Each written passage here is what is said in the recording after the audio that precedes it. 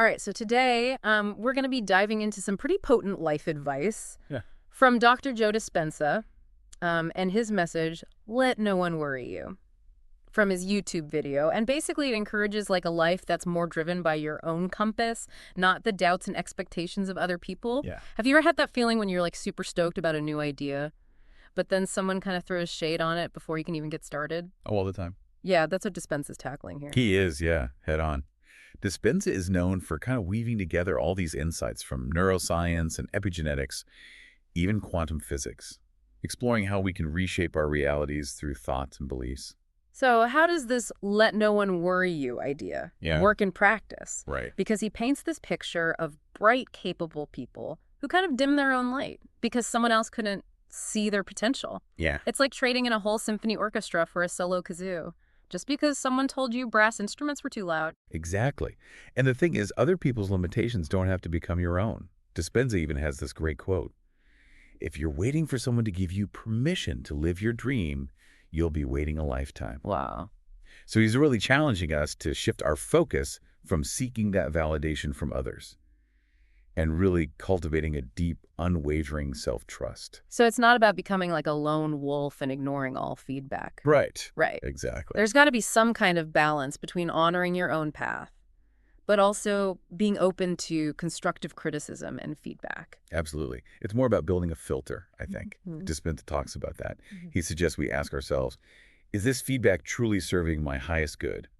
Or is it rooted in someone else's fears and limitations? I like that. Yeah, separate the gold from the gravel.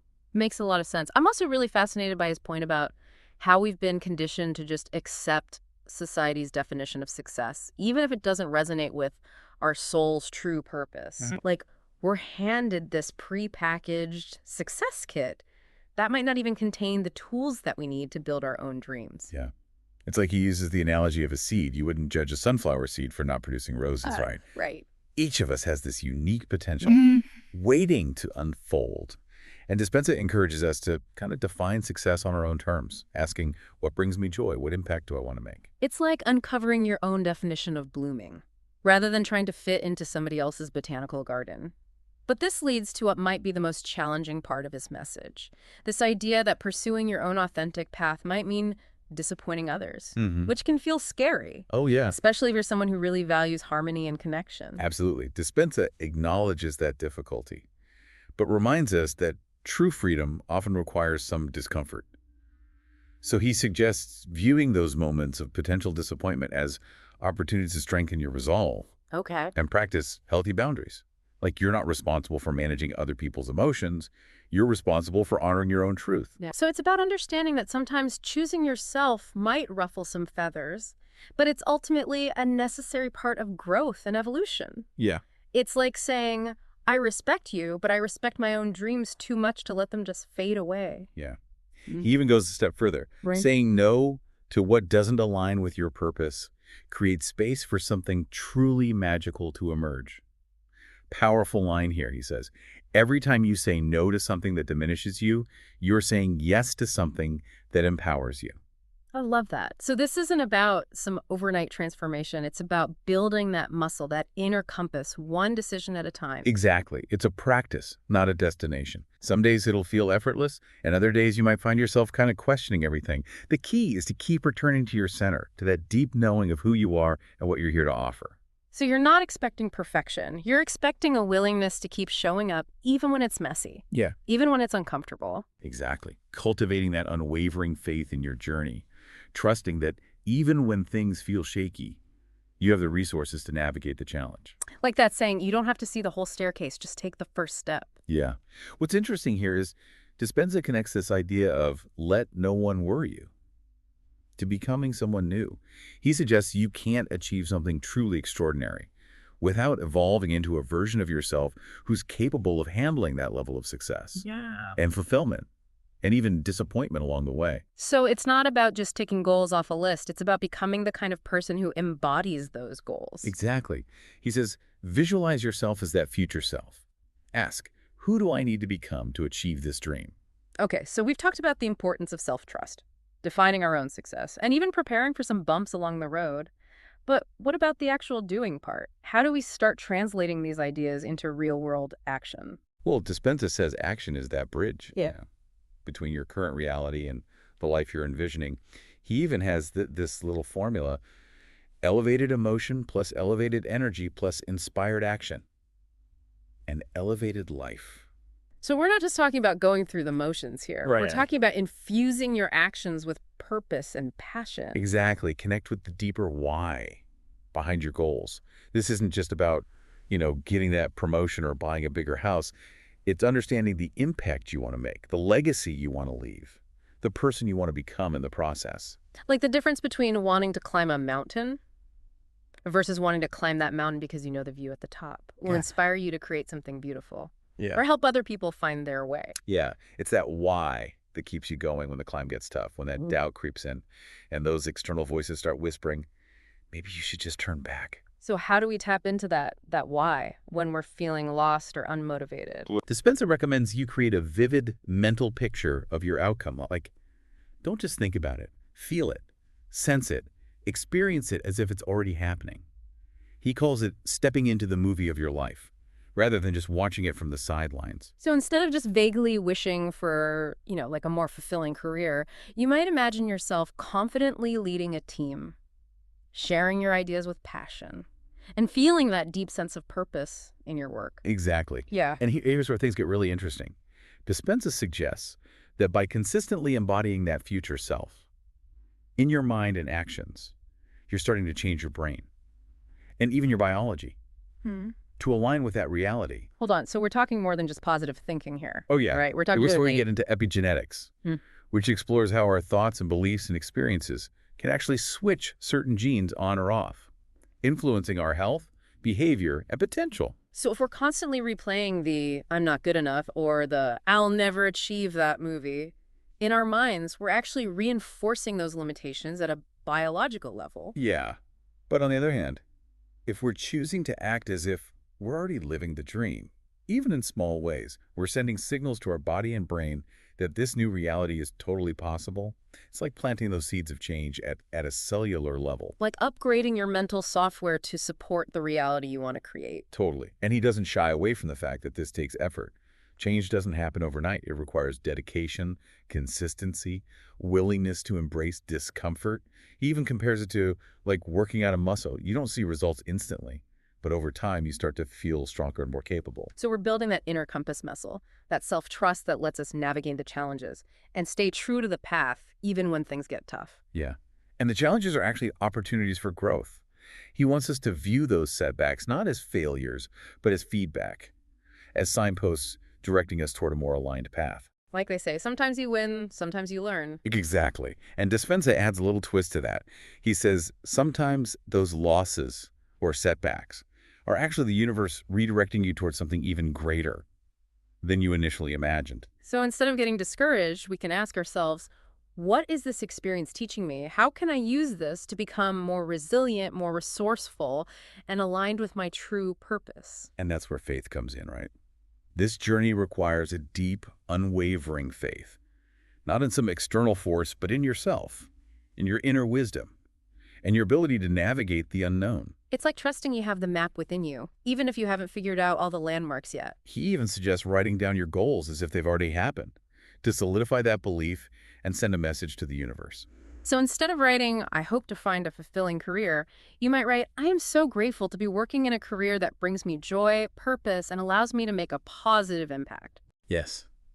And then the key is to act in alignment with that statement. Take small steps each day that move you closer to that reality, even if it's just researching different career paths or connecting with people in your field. So align your actions with your beliefs and trust that the universe will conspire to support your journey. And that support can come in unexpected ways.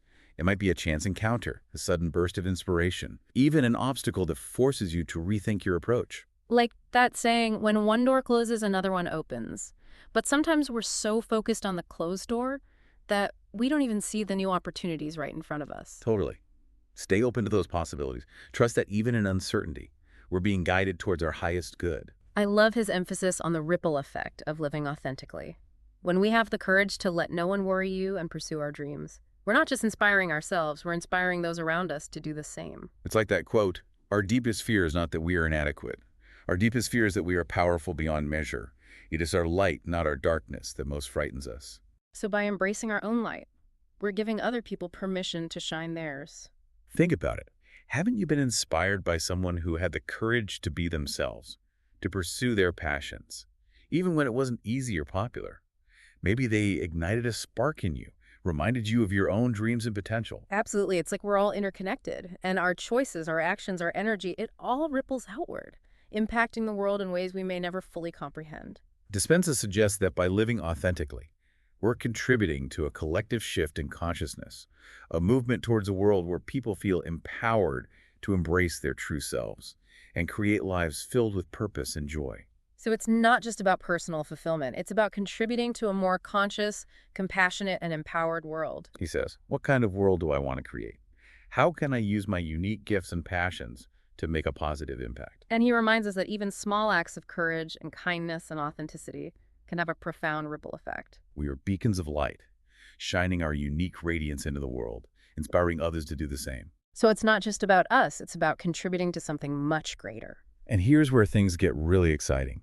He says, by aligning our actions with our highest purpose, we tap into an unlimited source of energy and creativity and inspiration. So it's not about willpower or forcing ourselves to do things we don't enjoy. It's about finding that sweet spot where our passions and purpose intersect, where work feels like play, and challenges become opportunities for growth and expansion. Yeah, he uses the analogy of a surfer riding a wave.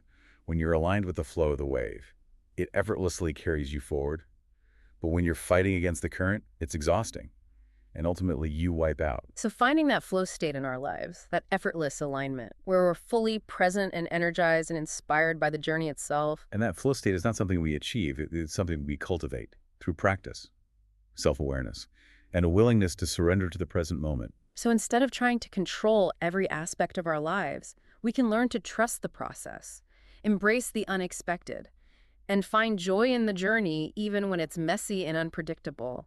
He says, view challenges as opportunities to strengthen our resilience and creativity, our ability to adapt to change. The obstacle is the way. And by embracing that perspective, we become more adaptable, more resourceful, more capable of navigating those ups and downs of life. So it's not about avoiding the challenges, it's about reframing them as opportunities for growth and expansion. Ask yourself, what can I learn from this? How can I use this to become stronger and wiser and more aligned with my purpose? Understanding that every experience, positive or negative, holds the potential for growth and transformation. And remember, we're not alone on this journey. We're all interconnected, supporting each other, inspiring each other, contributing to a more conscious and compassionate world. So even when we feel lost or discouraged or overwhelmed, we can remember that we're a part of something much greater than ourselves.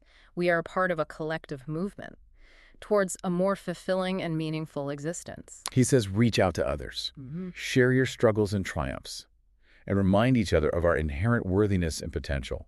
Building a community of support, a tribe of like-minded individuals who are committed to living authentically and supporting each other's growth. It feels like he's calling for a revolution of self-belief here. He is. Like a movement where we stop handing over our power to external sources and start recognizing that potential within each of us. Yeah, he reminds us we have the power to choose our thoughts and our beliefs and ultimately the reality we experience. He even challenges this idea that our genes determine our destiny. Like we have way more control over our biology and future than we've been led to believe. So we're not victims of circumstance. We're active creators of our own lives. Exactly. So how do we step into that role, that creator role? Well, he gives us some tools. He talks about mindfulness and meditation, visualization techniques, to become more aware of our thoughts, reprogram those limiting beliefs, align our energy with our desired outcomes. So it's about more than just positive thinking. Yeah. It's about actively shaping our inner world to create the outer reality that we want. It's an ongoing process, a journey of self-discovery. It unfolds over time. There will be moments of doubt, setbacks, challenges. But he wants us to see those as opportunities for growth. And So embrace the journey with all its twists and turns, right. trusting that we have the resources inside to navigate what comes up. And remember, we're not alone on this journey. We're surrounded by this community of support, both seen and unseen, guiding us, cheering us on, reminding us of our worthiness and potential. So even when we feel lost or discouraged, we can tap into that collective energy, that web of interconnectedness, and remember that we're part of something bigger than ourselves. He has this beautiful thought. By living authentically and pursuing our dreams, we're not only creating a fulfilling life for ourselves, but contributing to a more conscious and compassionate world for everyone. So it's not just about personal gain, it's about making a positive impact, leaving the world a little brighter. He wants us to be agents of change, beacons of light, radiating our unique gifts, and inspiring others to do the same. So as we wrap up this deep dive into Dispenza's message, what is one key takeaway you want to leave our listeners with? Um, I'd say let no one worry you. It's more than just a phrase. It's a call to action, an invitation to step into your potential, create a life that is aligned with your truth. You have everything you need to achieve your dreams, overcome any obstacle, make a positive impact. Trust yourself, embrace the journey, and let no one worry you. Beautifully said. And to our listener, what's one small step you can take today to embrace this message? What can you do to silence those voices of doubt, reconnect with your inner wisdom, and move closer to the life you truly desire? Remember, the journey starts with a single step. You have the power to create a reality that's more magnificent than you can even imagine. Keep shining your light, keep believing in yourself, and let no one worry you.